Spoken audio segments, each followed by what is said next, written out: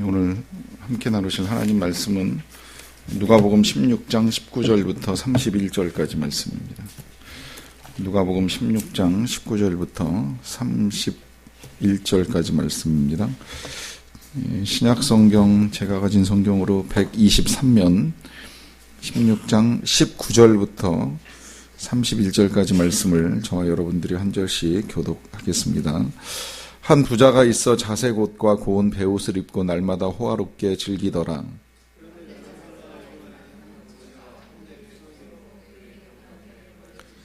그 부자의 상에서 떨어지는 것으로 배불리려 하매 심지어 개들이 와서 그 헌대를 핥더라.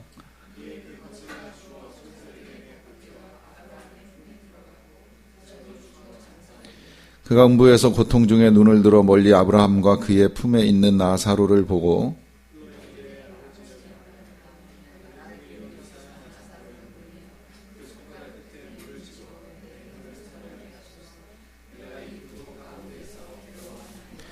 아브라함이 이르되 너는 살았을 때에 좋은 것을 받았고 나사로는 고난을 받았으니 이것을 기억하라. 이제 그는 여기서 위로를 받고 너는 괴로움을 받느니라.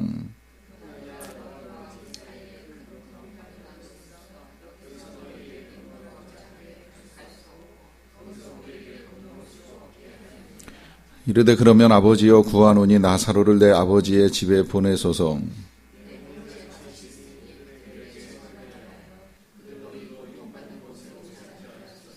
아브라함이 이르되 그들에게 모세와 선지자들이 있으니 그들에게 들을지니라.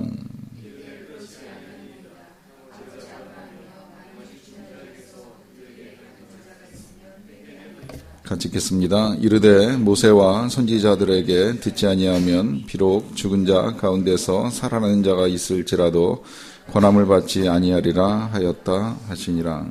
아멘. 우리 예수님이 이 성탄에 이 땅에 육신을 입고 오신 이유는 분명합니다. 이제 그건 우리를 살리시기 위해서, 우리를 구원하시고 우리에게 생명을 주시기 위해서 오셨습니다. 빛이라, 이제 빛으로 오셨다라고 하는 표현을 사용하는데, 빛으로 오신 이유는 우리가 다 어둠에 빠져 있기 때문에 빛으로 오신 것이고요. 또 생명을 주시기 위해 오셨다라고 하는 건 우리가 다 죽을 존재라고 하는 것 때문입니다. 실제로 우리가 다 이제 죽음 앞에 직면을 합니다. 근데 이 예수님의 이야기를 이렇게 이제 나누면서 예수님의 성탄, 또 구원, 빛, 생명제 이런 이야기를 나누는 건 그렇게 어려운 일이 아닌데 이제 그 반대의 개념, 반드시 이 빛의 반대는 어둠이고 생명의 반대는 사망이고 구원의 반대는 멸망이고 천국의 반대는 지옥인데 반대의 개념을 다루는 것이 어렵습니다. 특히 현대 교회에선 더더욱 때때로 이 교회를 이제 상업적으로 이해하는 시각에서 보면 이제 이런 설교, 지옥 관계된 설교, 지옥을 주제로 한 설교를 이제 조심할 것에 대한 요청을 하는 것을 봅니다. 사실 교회가 기업화되고 이제 상업적 접근을 하는 것 자체가 굉장히 심각한 현대 교회의 문제인데 이제 그런 접근 속에서 때로 이 지옥에 관한 메시지를 나누는 것은 이제 어리석은 일이다라고 할 정도로 이와 같은 주제를 가지고 다루는 것이 이제 쉽지 않은 걸 이제 이야기하는 것을 이제 종종 이제 보고 듣는 일이 있습니다. 그러나 우리가 성경을 읽어 나가다 보면 이제 의외로 예수님께서 천국보다 지옥에 관한 말씀을 더 많이 하신다는 걸 보게 됩니다. 물론 천국 말씀이 없는 건 아니에요. 심령이 가난한 자에게 천국이 임하고 또 의를 위하여 핍박을 받는 자, 그러니까 예수님 때문에 능욕당하고 매맞고 감옥에 가고 또 심지어는 순교까지 당하는 자에게 천국이 있을 것이고 하늘의 상급이 있을 것이라고 하는 약속은 하시지만 오히려 구체적인 그 천국과 지옥에 대한 설명은 천국보다 지옥에 더 많이 비중을 두고 계신다는 걸 보게 됩니다. 그리고 많은 경우에 우리 예수님께서 지옥에 갈 수 있는 사람들을 이제 경고하는 일들이 있습니다. 그리고 그 경고를 듣는 것은 일반적으로 사람들이 생각하는 악한 사람들이 아니라 예수님 말씀을 기준으로 하면 예수님의 이름으로 살았던 사람들, 이제 주여 주여 하면서 예수님을 따랐던 사람들, 그 가운데는 선지자 노릇도 하고 기적도 행하고 귀신도 쫓아내는 사람들도 있었고요. 또 그런 사람들 아니라면 이제 예수님의 제자들이 직접 들었던 말씀들이 많고요. 또 이제 예수님 제자 아니면 그 다음에는 주로 이 바리새인들이 당시에 있어서는 많은 사람들에게 가장 존경을 받던 종교 지도자입니다. 사회 지도자예요. 그러니까 이런 사람들을 향해서 화 있을 것이다. 또 불에 던져질 것이다.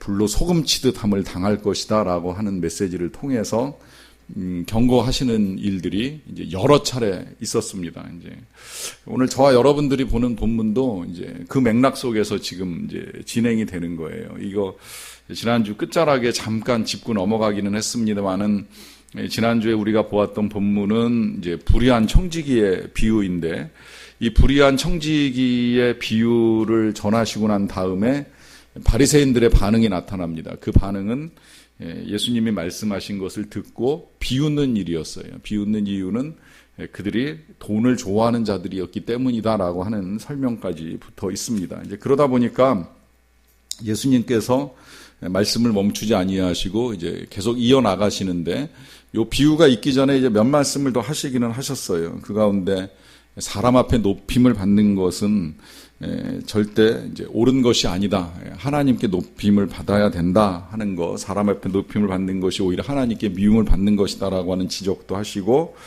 그 다음에 율법의 시대가 이제 끝나고 복음의 시대가 열리게 되는데 이 복음이 열리는 시대에 누가 과연 천국에 가고 누가 과연 지옥에 가느냐라고 하는 이 문제를 가지고 예수님이 이제 비유로 말씀을 하셨어요.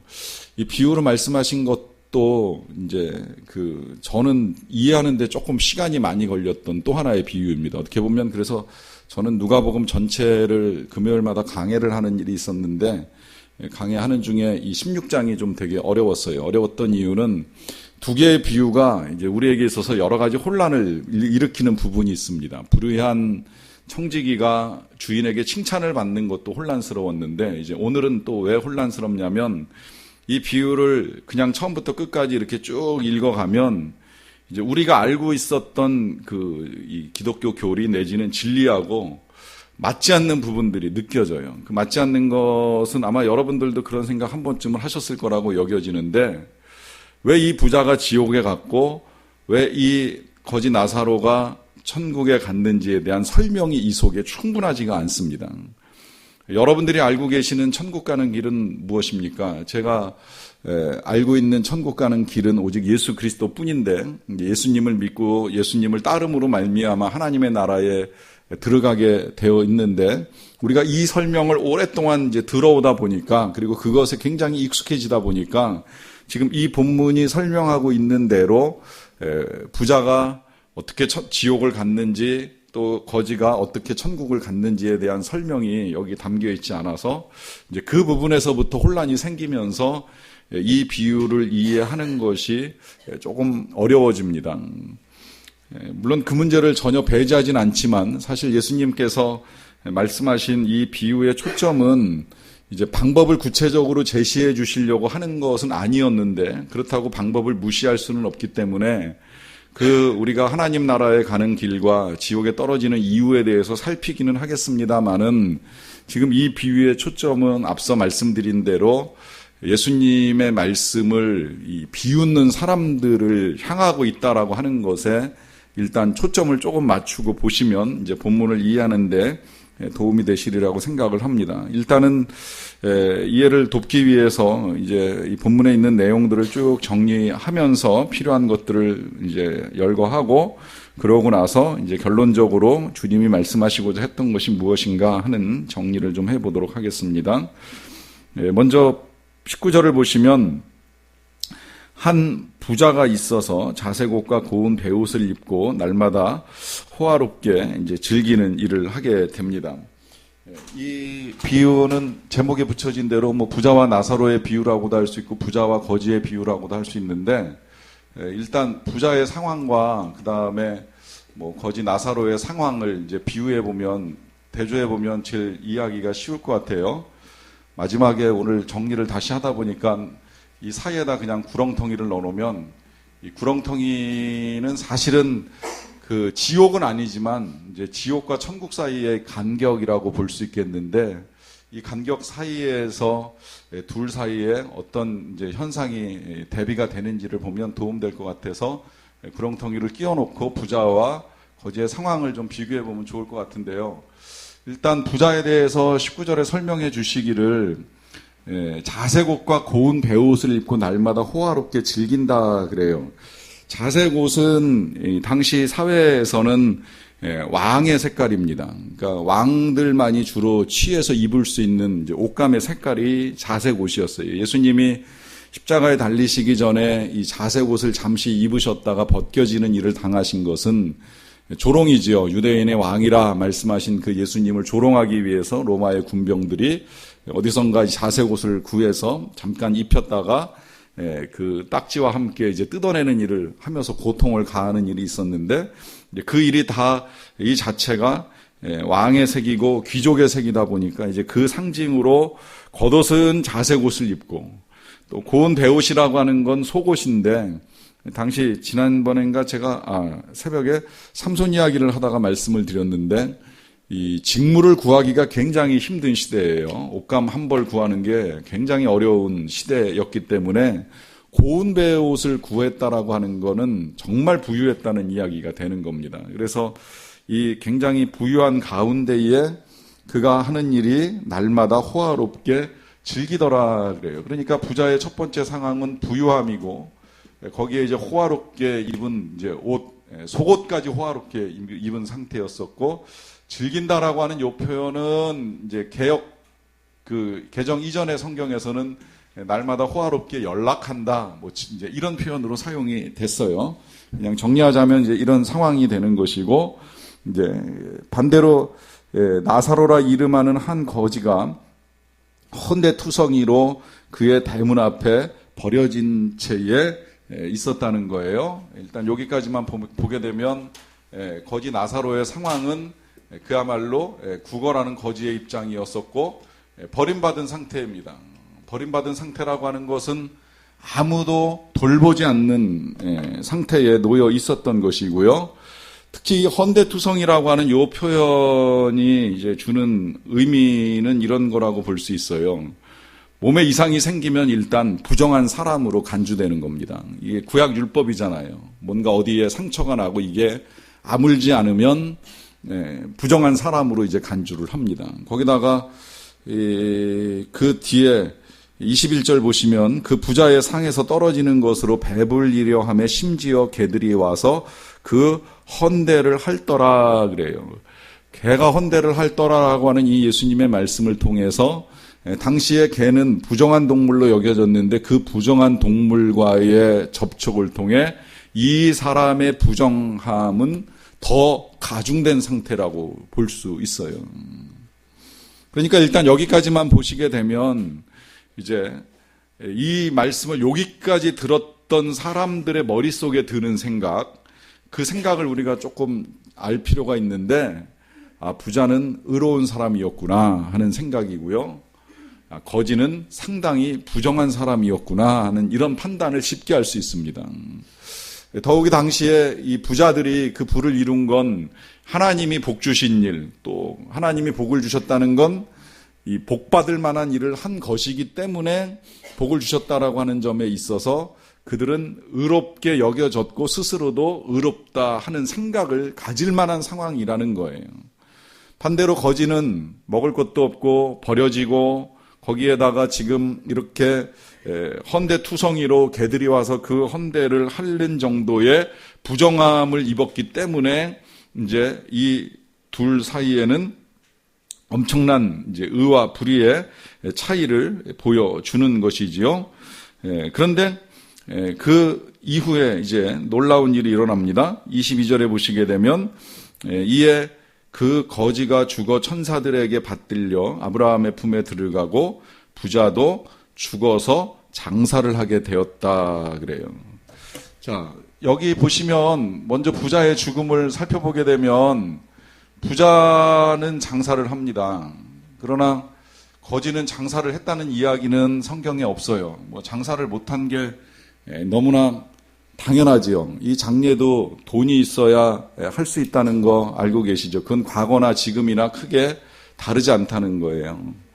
저는 돈 없어서 정말 보통은 3일장 하는 장례를 1박 2일 하는 장례를 보는 일이 있었고, 이 장례 식장 비용을 줄이기 위해서 이제 제가 목회하던 교회의 성도님이 이제 그런 상황이 됐는데 1박 2일로 더 이상 찾아올 문상객도 없으니 하루만 하겠습니다 하고 하루 만에 이제 출간해가지고 이제 이 화장터에 가서 화장하고 또 그 화장한 이제 이 유골을 이제 매장할 곳도 마땅치 않으니까 화장터 옆에 바로 이렇게 안장하는 데가 있는데 이제 거기다가 무상으로 이제 안장을 끝내고 장례를 마무리하는 이제 경우를 봤어요. 이제 이런 일들은 지금도 우리나라에서 뭐 그분에게만 일어나는 일이 아니라 노숙자들이 세상을 떠나거나 그야말로 이 나사로 같은 사람이 세상을 떠나면 나라에서 일단 연고자를 찾은 다음에 더 이상의 연고자를 찾을 수 없으면 쉽게 그냥 장례를 처리해서 이제 빨리 이제 정리를 해버리는 일들이 종종 이제 일어나는 것을 알 수 있습니다. 이 나사로의 장례가 아마 그렇게 이제 진행이 됐을 거라고 여겨지는 겁니다. 이제 중요한 건 반대로 참 여기서 생각을 해보고 싶은 건 뭐냐면 이 부자의 장례는 얼마나 호화로웠을까. 그가 부유함 가운데 있었고 또 그의 형제가 5이나 더 있다고 했으니까 적어도 이 부자의 장례에 있어서는 소홀하게 장례가 진행되지는 않았을 것이라고 여겨지는데요. 자, 문제는 이제 그 다음입니다. 장사가 끝나고 난 다음에 이 부자가 23절에 보시게 되면 음부에서 고통 중에 눈을 들어 멀리 아브라함과 그의 품에 있는 나사로를 보게 됩니다. 그러니까 이 장사된 부자는 어디로 들어가느냐 하면 음부로 들어가요. 그 다음에 이 나사로는 어디로 들어가느냐 하면 아브라함의 품으로 들어갑니다. 이제 이게 달라지기 시작을 하는 거죠. 자, 여기서 이 음부라는 단어 때문에 사람들이 이 예수님의 비유는 천국과 지옥을 말하는 것이 아니다라고 해석을 하기 위해서 애썼던 쓸데없는 신학자들이 있어요. 이 성경에 요 단어가 이제 게헨나라고 하는 단어가 사용이 됐는데 흰놈의 골짜기라고 하는 의미를 가지고 있습니다. 그러니까 이거 예수님이 말씀하신 이 말씀은 지옥이 아니다.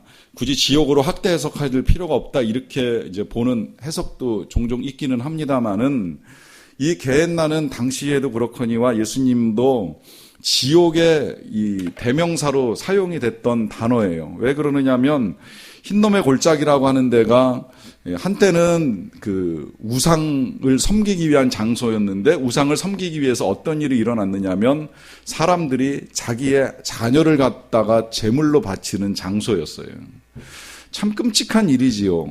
신을 섬기겠다고 자녀를 제물로 갖다 바치는 이런 있을 수 없는 일들이 일어나는 그 장소가 지옥이 아니면 뭐겠느냐라고 하는 거예요. 이제 한때 그렇게 이 장소가 이용되다 보니까 나중에는 그런 일이 일어나지 않아도 항상 예루살렘에서 나오는 모든 쓰레기들을 소각하는 장소로 이 게헨나가 이 흰놈의 골짜기가 쓰임 받는 일들이 있었는데 그런 의미에서 예수님이 이 표현을 가지고 오신 것은 거기가 이제 지옥이라고 하는 이제 의미로 사용을 하신 거예요. 그러니까 이 부자가 죽어서 지옥에 들어갔다라고 하는 것이 너무나도 이제 명백하다 하는 것입니다.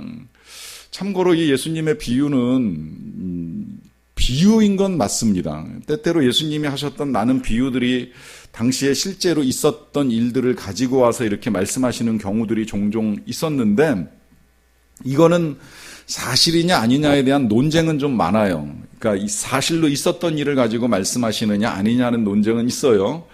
뭐 사실이라고 봐도 크게 문제될 건 없어요. 예수님이야말로 부자가 어디를 갔는지 거지가 어디를 갔는지를 명백하게 알고 계시는 분이시니까 사실에 입각해서 말씀을 하신다고 해도 틀리지는 않는데 지금 어떤 부자가 지옥에 갔고 또 이 나사로는 과연 누구냐? 마리아의 오빠였던 나사로냐? 이제 이런 질문이 있을 수 있으니까 굳이 사실로 볼 필요는 없는데 이 사실은 아니더라도 예수님이 이 비유를 통해서 지옥이 있다는 것에 대한 설명을 부정하진 않으셨다는 거예요.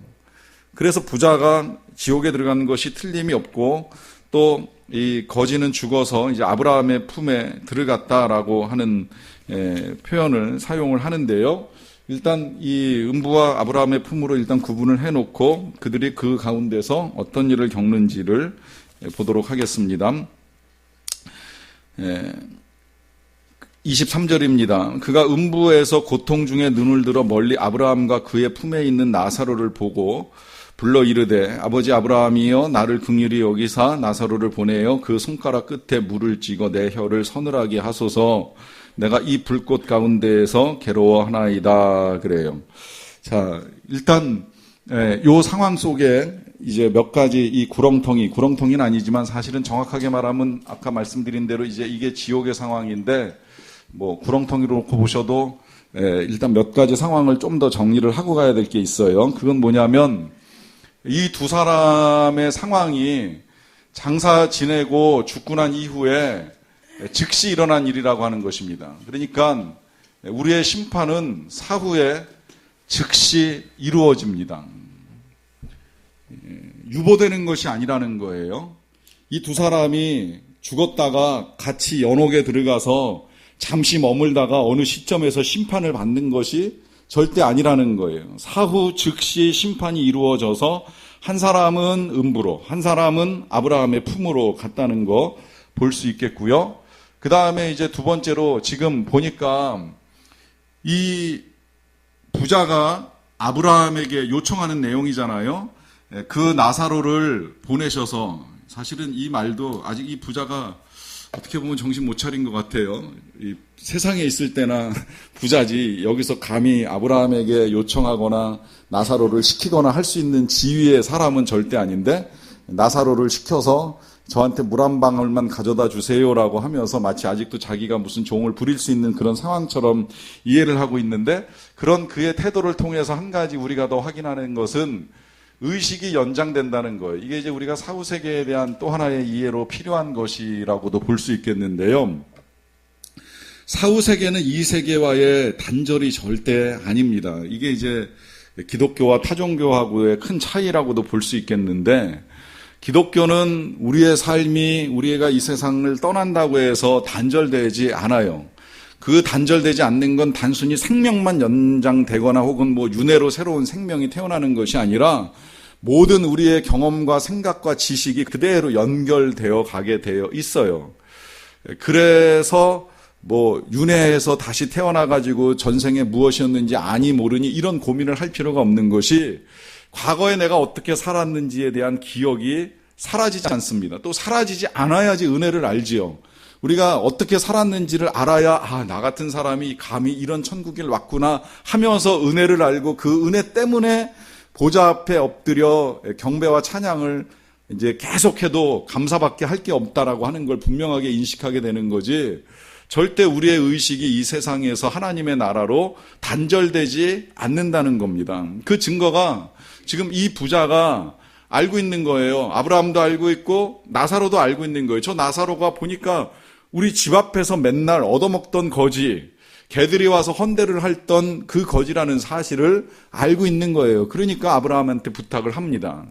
근데 여러분 이 의식의 연장이라고 하는 것이 지금 제가 여러분들께 말씀을 드린 대로 이 세상에서 죄 가운데 살았던 우리의 상태를 알고 그런 우리가 하나님의 나라에 들어가서 먹고 마시고 아브라함의 품에 있을 수 있다 그러면 이게 정말 감사할 일이고 찬송할 일인데 문제는 지금 이 부자가 어떤 상태에 있어요? 여기 있는 표현대로 한다면 고통 중에 이게 이제 세 번째인데 고통 중에 간구하는 일을 하게 됩니다.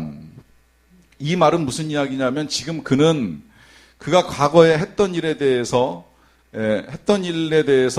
후회하는 일을 하게 되고요. 이게 후회는 나중에 이제 또 나오니까 조금 이따 보도록 하겠습니다. 후회하는 일을 하게 되고 이제 굉장히 그 가운데 고뇌가 있다라고 하는 거예요. 반면에 이제 곧 나오기는 하겠습니다만은 지금 이 거지는 무슨 일을 겪고 있느냐면 아브라함의 품에서 위로를 받고 있습니다. 이게 이제 두 사람의 이제 운명이 달라지는 것이라고도 표현을 할 수 있겠는데요. 더더군다나 지금 이 사람이 뭘 요청을 하느냐면 나사로를 보내서 그 손가락 끝에서 물을 찍어가지고 내 혀를 서늘하게 하소서 내가 이 불꽃 가운데서 괴로워하나이다 라고 하면서 지금 자신이 처한 상황을 설명해요. 그 설명의 내용은 말 그대로 불꽃 가운데서 괴로움을 이제 겪고 있는 상황입니다. 그리고 이제 물을 찍어서 이 뜨거움 가운데에 잠깐이라도 혀라도 좀 서늘하게 할 수 있는 방법이 없을까? 이 혀를 서늘하게 해달라 하는 이 표현은 목마름을 좀 해결해 달라라고 하는 표현이라고도 볼 수 있겠는데, 그가 뜨거운 불꽃 가운데에서 이제 심한 갈증을 이제 느끼는 상황이라고 볼 수 있습니다. 그러니까 뭐 말할 수 없는 괴로움, 갈증 뭐 이런 등등의 것들이 지금 이 사람에게 놓여 있는 거예요. 그런데 이제 그 가운데 그 25절을 보시게 되면 아브라함이 답을 합니다. 아브라함이 이르되, 여기 한 가지 제가 위에서 좀 짚지 못하고 넘어온 건, 여기 이 부자가 아브라함을 부를 때 사용하는 호칭이 아버지 아브라함이여 그래요. 아버지 아브라함이여. 이 표현은 이 사람이 아브라함의 아들은 아니지만 이제 유대인들은 조상을 다 아버지라고 하는 단어로 통일해서 불렀기 때문에 조상 아브라함을 부르는 표현인 건 틀림이 없는데, 그가 아버지 아브라함이라고 부르는 이유는 이 사람이 유대인이기 때문이에요. 이스라엘 사람이에요. 그러니까 유대인으로 아브라함의 후손이라고 생각을 했는데 그 유대인이 지금 지옥에 떨어진 겁니다. 그러니까 지옥에 떨어진 그가 아버지 아브라함을 부르면서 요청을 하는데, 아브라함이 대답을 합니다. 너는 살았을 때에 좋은 것을 받았고 나사로는 고난을 받았으니 이것을 기억하라. 이제 그는 여기서 위로를 받고 너는 괴로움을 받느니라. 뿐만 아니라 너희와 우리 사이에 큰 구렁텅이가 놓여 있어서 여기서 너희에게 건너가고자 하되 갈 수 없고 거기서 우리에게로 건너올 수도 없게 하였느니라 하는 이 말씀 통해서 먼저 확인하게 되는 것은 이 둘 사이에 왕래가 불가하다는 거예요. 왕래가 불가하다. 자, 이 구렁텅이는 그야말로 이제 지옥과 천국을 이제 가르는 공간이라고 볼 수 있겠는데, 이 구렁텅이라는 표현 자체는 굉장히 먼 거리를 담고 있습니다. 그러다 보니까 이게 이제 굉장히 먼 거리에 떨어져 있어서 네가 원하는 것을 가져다 줄래야 가져다 줄 수도 없다라고 하는 말씀하시는 것을 볼 수 있는데, 이제 그러면 표현 자체의 모순에 빠지기는 해요. 어떤 모순에 빠지느냐면, 그 먼 거리에 있는 이 부자와 아브라함 사이에 어떻게 대화가 가능하냐라고 하는 이제 질문이 나옵니다. 근데 지금 이 질문은, 지금 비유는 말씀드린 대로 지금 이 거지와 부자가 처한 이 사후 세계의 상황에 대한 설명이지, 지금 이 거리가 몇 킬로미터이고 그 거리 속에서 대화가 가능하냐 불가능하냐의 문제를 따지는 건 아닌 거잖아요. 그러니까 이 간격 속에서 한 가지 이제 확인하게 되는 사실이 왕래는 불가하다는 거예요. 뭐 소통이 되는지는 모르겠어요. 그걸 제가 소통이 가능하다고 정의는 하기가 쉽진 않지만, 어쨌든 왕래가 불가해서 이 요청을 들어줄 수 없다라고 했을 때에 그 요청의 내용이 물을 찍어서 한 방울 적셔달라 하는 요청인데 이게 지금 거절되고 있습니다. 그러니까 여기서 이제 또 한 가지 우리가 확인하게 되는 더 중요한 사실이 있어요. 그건 뭐냐면, 사실 물 한 방울 찍어주는 건 그렇게 어려운 일은 아니잖아요. 대단한 일은 아니잖아요. 근데 더군다나 그 일을 예수님은 굉장히 귀하게 여기시고 살아있을 때 우리 보고 하라 그러셨잖아요. 누구든지 이 작은 자 하나에게 물 한 대접 갖다 주면 곧 나에게 한 것이라고 하면서 물 한 그릇이라도 떠줄 수 있으면 떠주라고 말씀하신 예수님이신데, 지금 이 상황에서는 여기서 고통받고 있는 사람을 위해서 물 한 방울 찍어서 건네주는 것조차 허락되지 않는 상황이 돼버린 거예요. 이거 왜 그럴까요? 이게 이제 우리가 알아야 될 귀한 오늘 메시지 가운데 한 가지인데, 이 땅에 사는 동안에 하나님의 자비를 무시하며 살아온 사람들에게는 더 이상의 자비가 없다는 거예요. 이 땅을 사는 동안, 우리가 이 땅을 사는 동안에는 무한한 하나님의 자비가 임해서 그야말로 악인에게도 햇빛도 내려주시고 단비도 내려주시고 죄인도 용서하시고 또 수천 번 범죄해도 끝없이 회개할 때마다 용서해 주시는 자비가 우리에게 임하지만, 그러나 그런 자비의 하나님을 무시하고 그런 하나님이 어디 있느냐, 그런 하나님이 무슨 천국을 만들고 지옥을 만들었느냐, 그 지옥에서 천국을 가려면 예수를 믿어야 되느냐, 웃기는 소리 하지 말라고 무시했던 모든 사람들을 향한 자비가 여기서는 한 방울도, 단 한 방울도 임하지 않는다는 겁니다. 이제 그런 의미에서 지금 이 지옥의 또 하나의 현실은 뭐냐면 자비가 부재하다는 거예요. 어떻게 보면 이게 하나님의 성품하고 배치되는 것처럼 느껴질 정도로 이 지옥의 실상은 하나님의 자비를 맛볼 수 있는 여유가 요만큼도 없다는 거예요. 그건 지금 예수님이 이 말씀을 통해서 해주시는 거예요. 가고자 할 때 갈 수 없고 거기서 우리에게 건너올 수도 없다라고 하는 말씀을 하시는 겁니다. 자, 그러다 보니까 이제 그 부자가 요청하는 내용이 하나가 이제 또 연결이 됩니다. 27절로 넘어가서 보시게 되면 이르되 그렇다면 내가 여기서 정말 물 한 방울의 자비를 구할 수가 없다면 그렇다면 아버지여 구하노니 나사로를 내 아버지의 집에 보내주소서. 내게 형제가 5이 있으니 그들에게 증언하게 하여 그들로 이 고통받는 곳에 오지 않게 하소서 하는 요청을 해요.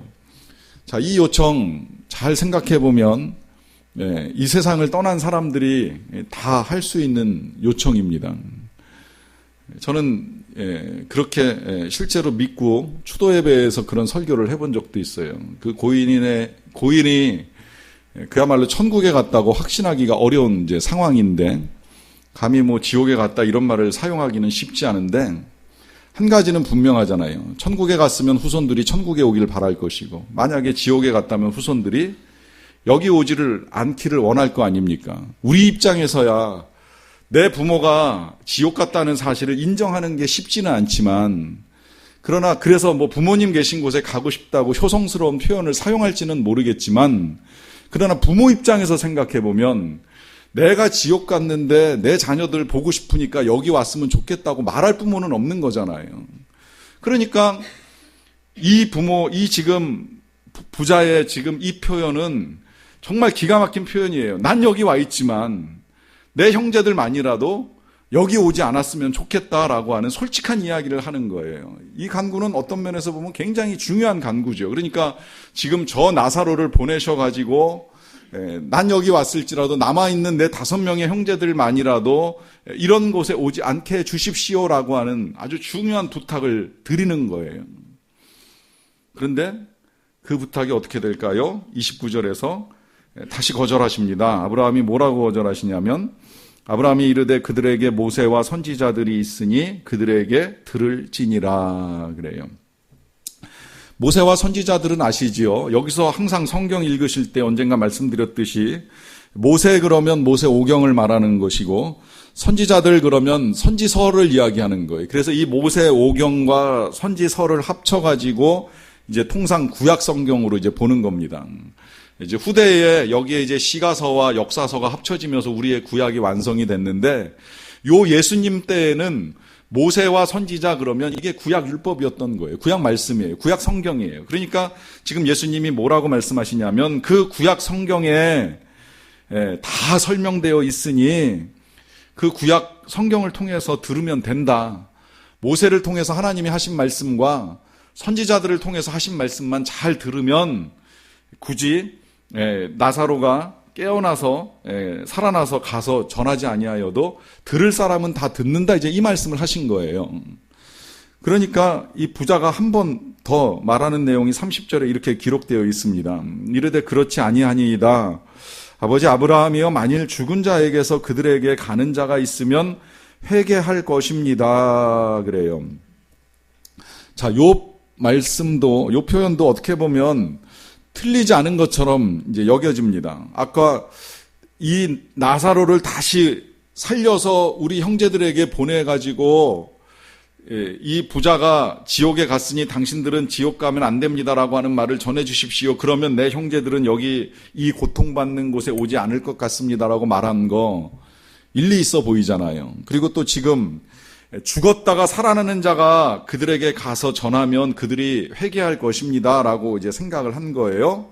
여기까지도 일리 있어 보이는데 그런데 이 아브라함의 대답은 31절에서 또 한 번의 거절로 나타납니다. 뭐라고 말씀하시느냐면 이르되 모세와 선지자들에게 듣지 아니하면 비록 죽은 자 가운데서 살아나는 자가 있을지라도 권함을 받지는 아니할 것이다. 그래요. 다시 말하면 이게 무슨 이야기예요?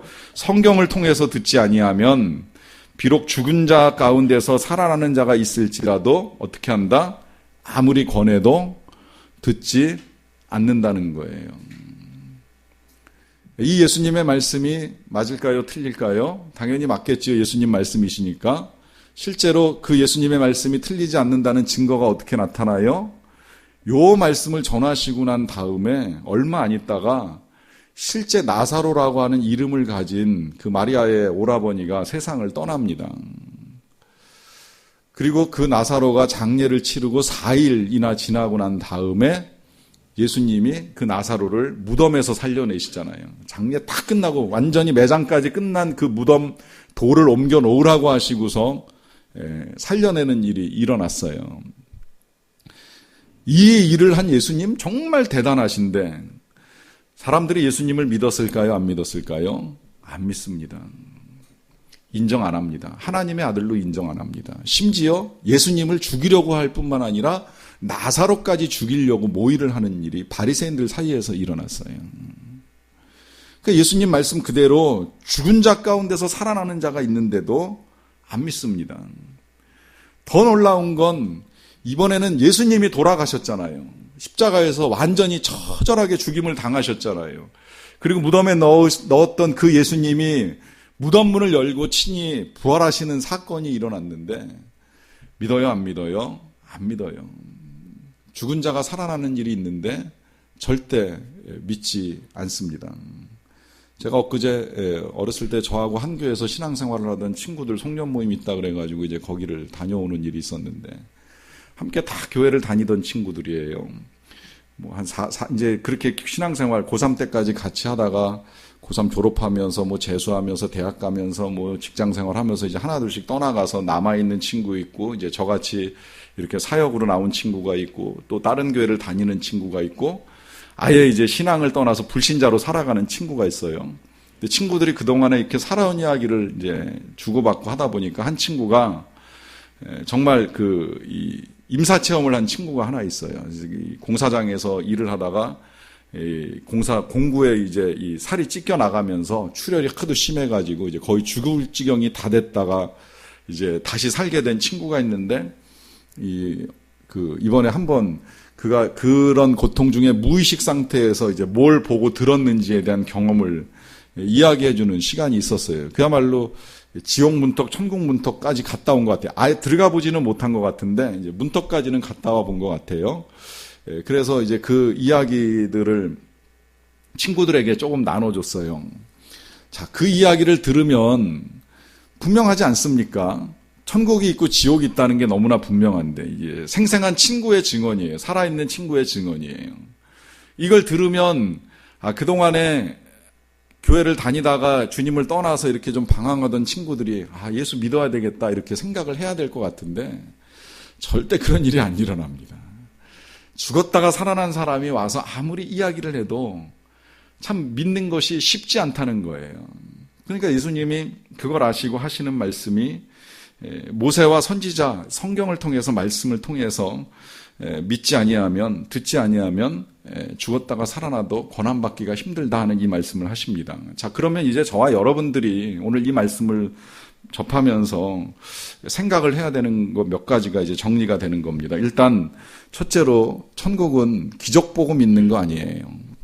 하나님의 역사가 강하게 나타난다고 해서 믿음을 갖는 것이 아니라 말씀을 듣고 말씀을 믿고 가는 겁니다. 성경에 기록된 대로 듣고 기록된 대로 믿고 가는 거예요.